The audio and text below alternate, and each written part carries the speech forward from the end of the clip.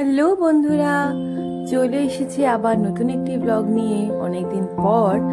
তো এটা হলো আমাদের বাঙালিদের সর্বশ্রেষ্ঠ উৎসব দুর্গাপুজো, তাই আমাদের এক্সাইটমেন্টটা সবারই টপ নচ থাকে। আর এবার যেহেতু পুজোটা অনেক আগে, তাই ওয়েদার চারিপাশে একটা মিক্সড রকম হচ্ছে। কলকাতায় বিভৎস বৃষ্টি হয়ে কলকাতার পরিস্থিতি খুব খারাপ, এবং আমাদের শিলিগুড়িতে লাস্ট কিছুদিন ধরে প্রচণ্ড রোদ দিচ্ছে। কিন্তু যাই হোক, গরম থাকার পরেও আমি ভগবানের কাছে এটাই প্রে করবো যেন বৃষ্টি না হয়, কারণ পুজো মণ্ডপের বাইরে বসে থাকা ছোট্ট ছোট্ট সেই দোকানদার এবং সেই ছোট্ট ছোট্ট বাচ্চাদের মুখের দিকে তাকিয়ে থাকলে তখন মনে হয় যে বৃষ্টি না হওয়াটাই বেশি কাম্য। যাই হোক, তো এবার আমরা চতুর্থীর দিন হঠাৎ করেই কোনো কারণ ছাড়াই জীবন একটু বাইরে বেরিয়েছিল একটু কাজে। এবার সে কাজেও যেতে না পেরে তো বললো চলো রেডি হয়ে যা, ভিড় আজকে ঠাকুর দেখতে বেরিয়ে পড়ি। আর যেই রকম কথা সেই রকম কাজ। তো 9টা, 9:30টার সময় আমরা রেডি হয়ে বেরিয়ে পড়লাম, এবং তোমরা বিশ্বাস করবে না, চতুর্থীর দিন ভিড় দেখে জাস্ট আমরা অবাক।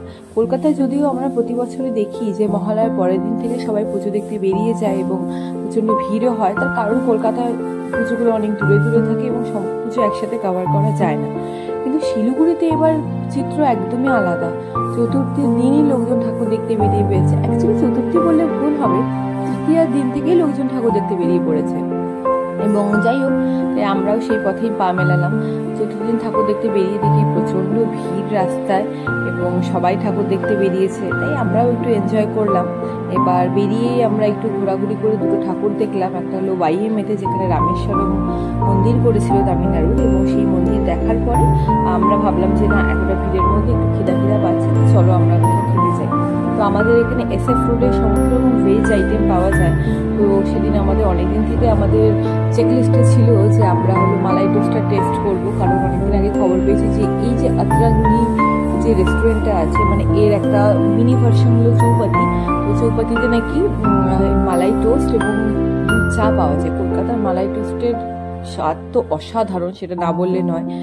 আর তো অনেকদিন থেকে ভেবেছিলাম সেটা টেস্টটা যদি এখানে পাওয়া যায়, কিন্তু আমরা হতাশ হয়েছি।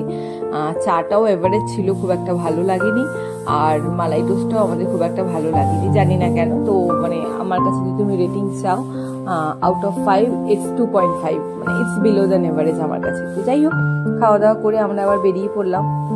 এবং পুজোতে এই রাস্তায় লাইটিংগুলো দেখলে মনটা এত খুশি হয়ে যায়, তোমাদের কি বলবো।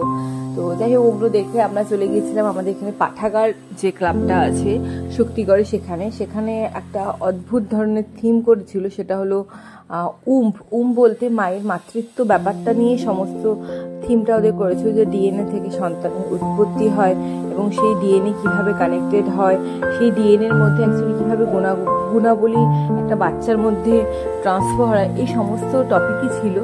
এবং পুজোর থিমটা ভালোই ছিল, প্যান্ডেলটা ঠিকঠাকই ছিল, কিন্তু আরও কিছু কাজ হয়তো আমার মনে হলো এটা আমার পার্সোনালি ইনকমপ্লিট ছিল।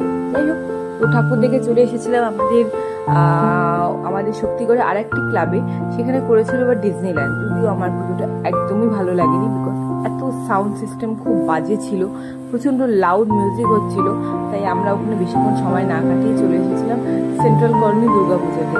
তো এটা Siliguri one of the biggest Durga Puja বলা যাবে।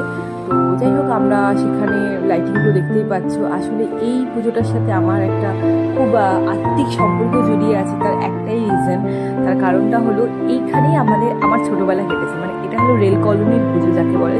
যেহেতু আমার বাবা রেলওয়েতে জব করতো, তাই আমরা এখানে কোয়ার্টারে থাকতাম বিগত আমার জীবনের মানে বিশাল একটা সময় আমি এখানে কাটিয়েছি রেল কলোনিতে জন্ম থেকে। লাস্ট আমার 2017-তে আমরা কোয়ার্টার ছাড়ি, তো দেন তারপর আমরা ফ্ল্যাটে শিফট হই। তাই এই পুজোর সাথে আমাদের একটা আলাদা সম্পর্ক আছে, আর এখানে গেলে আমি কেন জানি নস্টালজিয়া ফিল করি। এবং যেহেতু ছোটোবেলার থেকে এই পুজোর প্রাঙ্গণে যেতাম সকালে, দুপুরে, বিকেলে, অ্যাকচুয়ালি ছোটোবেলায় খুব একটা এত পুজোর রমরমা বাজার ছিল না, এই পুজোটাই আমাদের কাছে অনেক বেশি ছিল। তো এখন সেই পুজো ডেভেলপ হতে হতে এতটাই পরিচিতি পেয়েছে, এখন সবার কাছে এই পুজো একটা বিশাল গুরুত্ব বহন করে। মানে সবাই জানে যে শিলিগুড়িতে ওয়ান অফ দ্য বেস্ট পুজো হয় ইনস্টিটিউটে। এবারও সেটা অন্যথা হয়নি, অসাধারণ মাটির কাজ এবং অসাধারণভাবে পুজোটা করেছে। তোমরা জাস্ট দেখো, মানে কাজ এত নিখুঁত, তোমাদের আমি কি বলবো, প্রত্যেকে অবাক হচ্ছে, প্রত্যেকের মুখে একটাই কথা, এটা শিলিগুড়ির এবারকার শ্রেষ্ঠ পুজো হয়েছে। মানে পুরোটা মাটির কাজ, যা দেখতে পাচ্ছ সম্পূর্ণ মাটির কাজ এবং খড় দিয়ে কাজ। এই ভগবানের কাছে প্রার্থনা করি যেন বৃষ্টি না হয়, সবাই যেন এত সুন্দর শিল্পীদের কাজ দেখার যেন সুযোগ পায়, কারণ বৃষ্টি হলে সত্যি কথা বলতে পুরো প্যান্ডেলটাই নষ্ট হয়ে যাবে, কারণ পুরো খোলা আকাশের তলায় করা হয়েছে। এবং এই পুজোতে আমার যদি সবচেয়ে ফেভারিট কিছু বলতে পারো তোমরা, যে এত কারুকার্যে পড়ো, সেটা হলো দুর্গা মায়ের মুখ। আমি জাস্ট এখনো চোখে ভাসছে মায়ের মুখটা, যে এত সরল, এত মায়াবী মুখ কি করে হতে পারে। যদিও মা সবসময় মায়াবী, মা সবসময় সরল হয়, মায়ের মুখে সেই গরিমাটাই আমাদের আলাদাই একটা অনুভূতি দেয়। তো যাই হোক, এই পুজো বলতে বলতে, এই পুজোর কথা বলতে বলতে আমি ভাবুক হয়ে পড়েছিলাম। এত পুজো, সব মায়ের মুখে অবশ্যই সুন্দর হয়েছে, কিন্তু এটা আমার কাছে একটু আলাদাই একটা ইমোশন লেগেছিল। তো যাই হোক, দেন পুজো দেখে আমরা বেরিয়ে পড়লাম। জানোই তো এখন সমস্ত পুজো প্রাঙ্গণের এক্সিটটাই হয় মেলার মধ্যে দিয়ে। তো যাই হোক, মেলায় একটু ঘুরছিলাম, যদিও অনেক রাত হয়ে গেছিলো এবং মেলা যেহেতু দোকান বসেও নি, তাই আমরা বেশিক্ষণ এখানে সময় নষ্ট করিনি, একটু কিছু দোকানপাটি দেখলাম। দেখে ভেবেছিলাম একটু কিছু রাইড চড়বো, কিন্তু অবভিয়াসলি একজনের জন্য ওরা নিশ্চয়ই এত রাত্রিবেলা রাইড চড়াবে না। আর সত্যি কথা বলতে ধীমান একদম যেহেতু এইসব রাইড চড়া পছন্দ করে না, তাই আমি ভাবলাম আমি আর একা একা চড়ে কী করবো। তো দেন আমরা বাড়ির উদ্দেশ্যে রওনা হলাম।